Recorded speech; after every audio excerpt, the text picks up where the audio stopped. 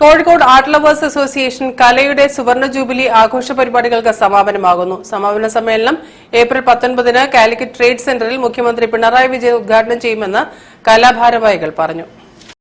ഒട്ടേറെ പരിപാടികൾ കോഴിക്കോട് സംഘടിപ്പിക്കാൻ സാധിച്ചിട്ടില്ല. ഒട്ടേറെ കലാകാരന്മാരെ ആവശ്യമായ പ്രോത്സാഹനം നൽകാൻ വേണ്ടി സാംസ്കാരിക മേഖലയിൽ ഒരുപാട് പ്രവർത്തനങ്ങൾ കാഴ്ചവെക്കാൻ കഴിഞ്ഞിട്ടില്ല. 80 വർഷമാണ്. കുറെ വിപുലമായിട്ടുള്ള ഒരു പരിപാടി സംഘടിപ്പിക്കണം എന്നതിന്റെ ഭാഗമായിട്ടാണ് ഈ 19-ാം തീയതി കാലിക്കറ്റ് ട്രേഡ് സെന്ററിൽ വെച്ചിട്ട് അതിന്റെ സമാപന സമ്മേളനമാണ് അന്ന് നടക്കുന്നത്. കലയുടെ ഒരു വർഷം നീണ്ടുനിന്ന സുവർണ ജൂബിലി ആഘോഷ പരിപാടികൾക്ക് ഏപ്രിൽ 19-ന് തിരശ്ശീല വീഴും.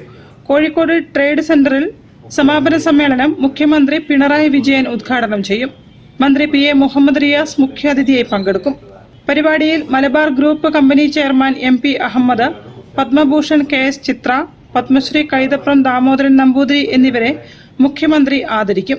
MT വാസുദേവൻ നായരുടെ മകൾ അശ്വതി V നായരും ശ്രീകാന്തും സംഘവും അവതരിപ്പിക്കുന്ന നൃത്തശില്പം, ഗായകൻ NG ശ്രീകുമാരും സംഘവും അവതരിപ്പിക്കുന്ന സംഗീത നിശയ, റിമി ടോമിയും സംഘവും അവതരിപ്പിക്കുന്ന നൃത്തനൃത്യങ്ങളും അരങ്ങേറും.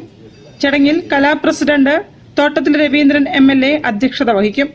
Corporation mayor Beena Philip, Kozhikode MP MK Raghavan, Ahmed Devarkovil MLA തുടങ്ങിയവരും സംസാരിക്കും.